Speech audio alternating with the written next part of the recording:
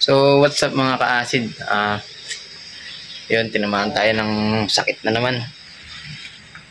Itong ano na to, yung sakit na to, Bell's palsy. Yung Bell's palsy na to, ito nga.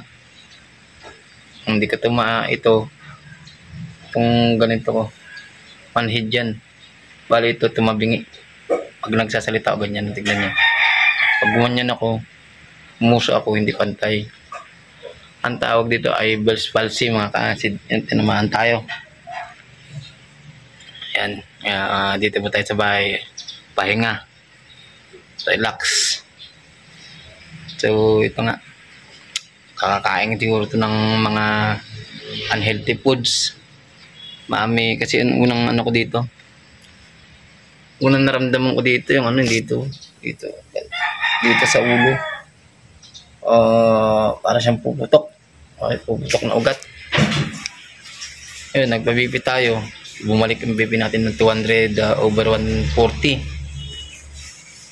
Tapos, yun, niresitahan ako ng gamot para sa high blood. Yun, ngayon, nagpa-follow up, check up ako. Wala akong gamot dito. Ang binigay lang sa akin yung unang gamot yung para sa high blood. Ngayon, nagbigay na sa akin ng gamot kahapon.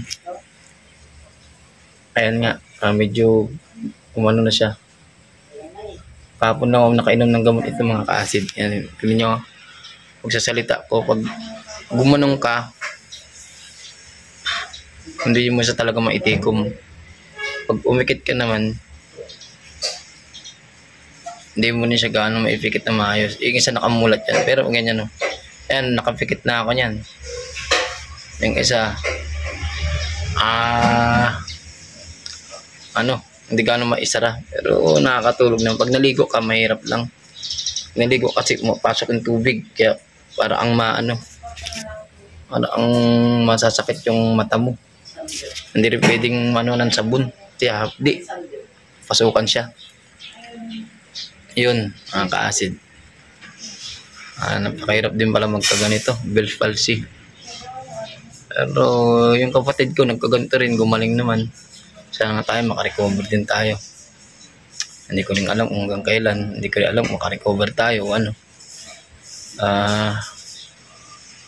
Yan na lang mga ka-acid. Tinamaan na naman tayo kasi sobrang taba ko na naman. Hindi naman tayo lahat ng pagkain. Kinakain ko, pati alak, napapainom tayo.